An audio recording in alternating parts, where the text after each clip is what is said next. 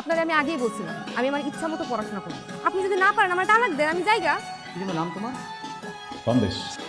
ও একটা gold digger বাবা, ওর টাকা পয়সা লোভী। স্যার আমি সরি স্যার, আমার ভুল হয়ে গেছে। আমার হয়তো এই জবটা না পেলে আমার জীবনটাই থেমে যাবে স্যার।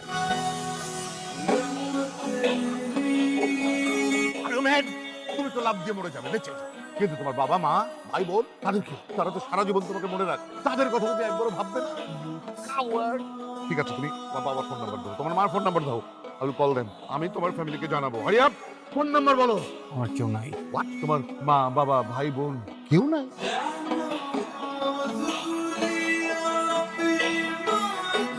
ঠিক আছে, কোনো সমস্যা। 1 বছর আগে ঠিক এখান থেকে আমার ছেলে লাভ দিয়ে সুইসাইড করে। তুমি গত একটা সপ্তাহ যাবত আমার ফোন ধরো না, দেখা করো না, সমস্যা কি তোমার? হ্যাঁ বলো আমাকে। আচ্ছা, একটা বছর হয়ে গেল, তুমি কোনো কথাই কেন করছো? বিয়েও করছো। আমার দায়িত্ব নেওয়ার কথা ছিল, তুমি দায়িত্বটাও নিচ্ছ না। আমার সেমিস্টার ফি দিতে হবে, সেমিস্টার পরীক্ষার সময় হয়ে গেছে, আমি একা সবকিছুই সামলাতে পারছি না। হয় তুমি আমার পড়াশোনার দায়িত্ব নাও, না হয় আমার এই শহরে থাকা খাওয়ার ব্যবস্থা করো প্লিজ। আমি একা পারছি না সাহেব। তো টাকা করো, কারণ আমি বিশ্বাস করতে পারতেছি না যে তুমি আসলেই ভালোবেসে আমার সাথে আছো নাকি আমার সবকিছু দেখে আছো। আমি যদি নিজে সেমিস্টার ফির টাকাটা বেয়ার করতে পারতাম, আমি কখনো তোমার কাছে চাইতাম। আমার নিজেরও তোমার কাছে আমি টাকা চাইতে খুব লজ্জা লাগে।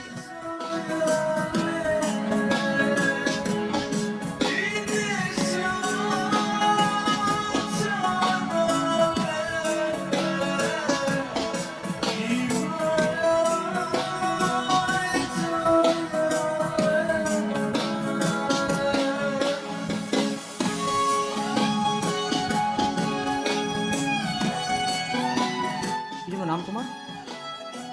সন্দেশ। সন্দেশ, খুবই সুন্দর নাম। Thank you sir. তুমি তোমার ফ্যামিলির অনেক আদরের, তাই না? একদম।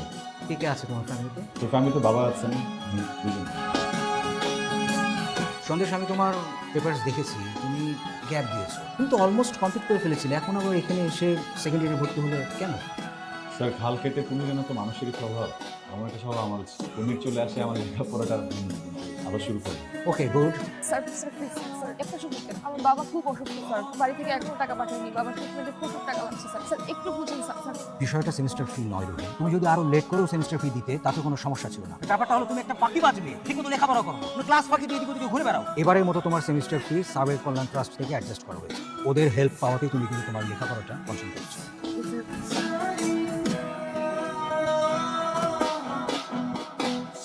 হ্যালো হ্যালো, আচ্ছা তুমি ফোন ধরো না কেন? আমি একটু ব্যস্ত ছিলাম, বাসায় আছি। বিজি না? আমি তোমার বাসায় উঠতেছি। বাসায় উঠতেছো মানে? রুহি বাসায় এসো না, আমি বলতেছি ঝামেলা হয়ে যাবে বাবা। ডোন্ট। আচ্ছা আমি কি পারমিশন তোমার কাছ থেকে নিব? তোমাকে আমি এতদিন বলি নাই বিয়ের জন্য? আমি এখন তোমার বাবার সাথে কথা বলবো, আমি উপরে আসছি। রুহি বাসায় এসো না। আমি আসলে শাহেদের ফ্রেন্ড না, গার্লফ্রেন্ড। ও আমাকে লাস্ট 1 বছর যাবত বিয়ের কথা বলে ঘোরাচ্ছে, বিয়ে করছে না। ইভেন 7 দিন যাবত আমি তাকে কোনো ফোনে পাচ্ছি না, সে আমার সাথে দেখা করছে না, কথা বলছে না। আমি শাহেদ, আমি এসব কি শুনছি? বাবা করলাম, আমি সব এক্সপ্লেন করি। বাবা ও আমার পরিচিত, ওর সাথে আমার রিলেশন ছিল, এন্ড একটা পর্যায়ে গিয়ে আমি ভাবছিলাম যে ওর সাথে আমার যায়, বাট আই ওয়াজ রং বাবা। ও একটা গোল্ড ডিগার বাবা, ওর টাকা পয়সা লোভী বাবা। শি ওয়াজ ম্যারিড, আমি মানি ওর সাথে আমার রিলেশনশিপ ছিল, বাট আমি কোনোভাবেই জানতাম না বাবা রিলেশনশিপের আগে দ্যাট ও ম্যারিড ছিল। ওর হাজব্যান্ডকে ডিভোর্স দিয়ে আসছে আমার কাছে। শাহেদ, আমি তোমার কাছে কখনো এটা আশা করিনি। আমি যা করেছি সবকিছু ওকে ভালোবেসে করেছি। আমি শুরু থেকে বুঝতে পেরেছি যে তুমি একটা অসভ্য ফ্যামিলি থেকে এসেছো। শাহেদ তুমি কিছু বলবে না?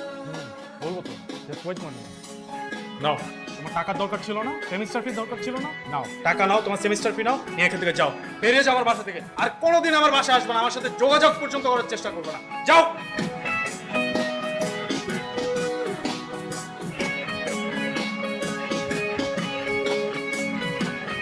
বিয়েটা তো হয়ে গেছে না, সংসারটা করি। কিসের সংসার? আমি আপনার বলছি আমি সংসার করব, আমি আপনার বলছি আমি আপনার বিয়ে করব। আমি এই সংসার মানি না।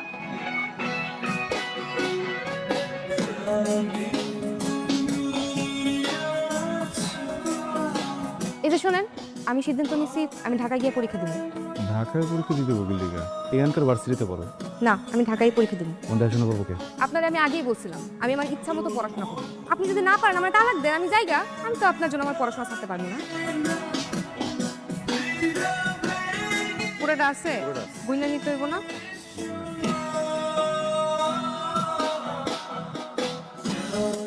আসসালামু আলাইকুম স্যার। স্যার আমি রেডি হচ্ছি, অফিস আসতেছি। জি জি স্যার, স্যার কি বলছেন? কেন? আমি কি করেছি? স্যার আমি তো নিয়মিত অফিসে আসি, আমি সব কাজ মন দিয়ে করি। কেন এমন হচ্ছে? কেন কেন করা হচ্ছে এমন? Hello hello sir.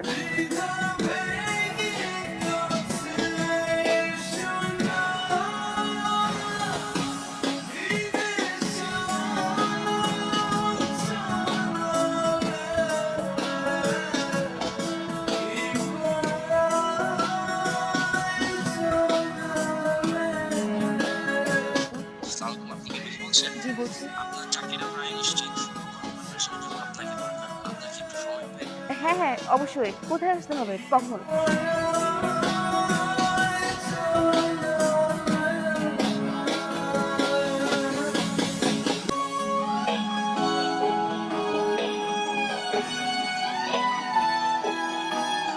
সন্দেশ, আমি তোমাকে এখানে দেখে খুব খুশি হয়েছি। আসলে পরিশ্রম মানুষকে কতটা সফল করে সেটা তোমাকে দেখেই বোঝা যায়। কি নাম আপনার? রুহি। রুহি, আমি কি আপনাকে চিনি? আমরা কোনো ম্যানারলেসকে হায়ার করতে পারবো না। তো আপনি প্লিজ নেক্সট ক্যান্ডিডেটকে দেখান। ফলে আপনার চাকরিটা হচ্ছে না, আপনি বুঝতে পারেন। স্যার কি বলেন? আপনি না একটু আগে বললেন আমার সবকিছু ওকে আছে। আমি তো ভেবে ফেলেছি আমার জবটা হয়ে গেছে।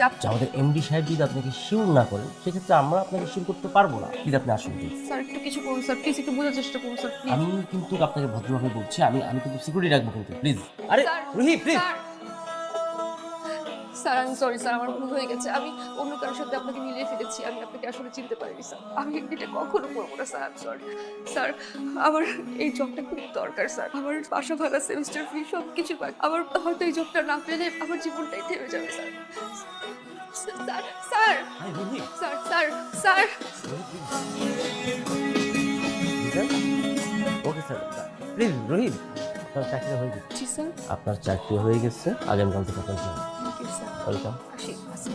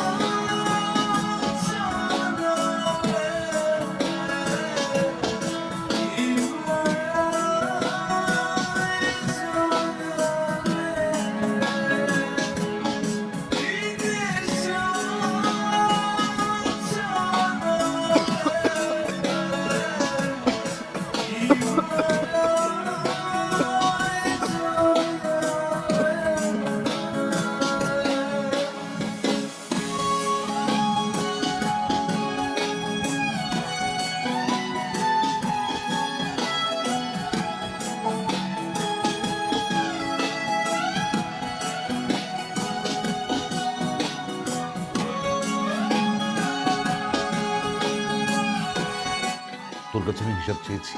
সে ছেলে তার স্ত্রীর জন্য শেষ সম্বলটা বিক্রি করে দেয়, আমি তার কাছ থেকে হিসাব নেই। দেখ বাবা, তুই ছাড়া আমার আর কে আছে? আমাকে তোর কোনো হিসাব দিতে হবে, তুই তোর মতো করে চালা।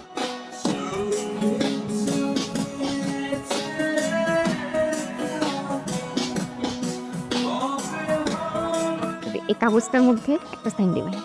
এখানে দেন, এখানে।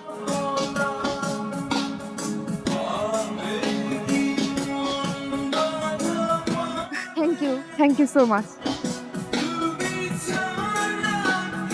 আমার যে হাজব্যান্ড ছিল সে তো ওই দিনই মরে গেছে। ওকে আমি নিয়ে এসেছি, আমার ছেলে।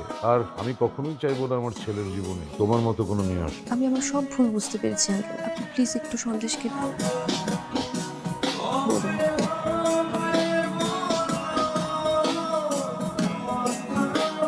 আমি তোমাকে ডিভোর্স দিয়ে আমার কোনো মুখ নেই তোমার সামনে এসে দাঁড়াবো মতো। আমি নিরুপায়। সন্দেশ, আমি শুধু চাই তোমার পাশে আমার বউ হিসেবে স্বীকৃতি পেতে।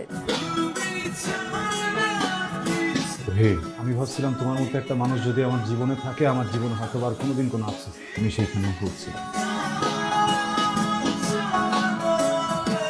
তোমার ভালোবাসার জিনিস আর কোনোদিন নিজের চেহারাটা আমার কাছে।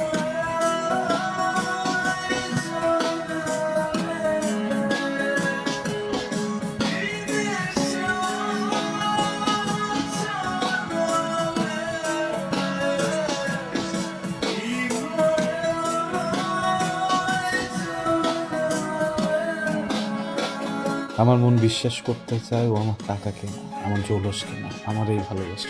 হয়তোবা দেরি করে ফেলছে। পৃথিবীতে সব কিছুর মাপ কোনোদিন প্রতারণার মাপ না।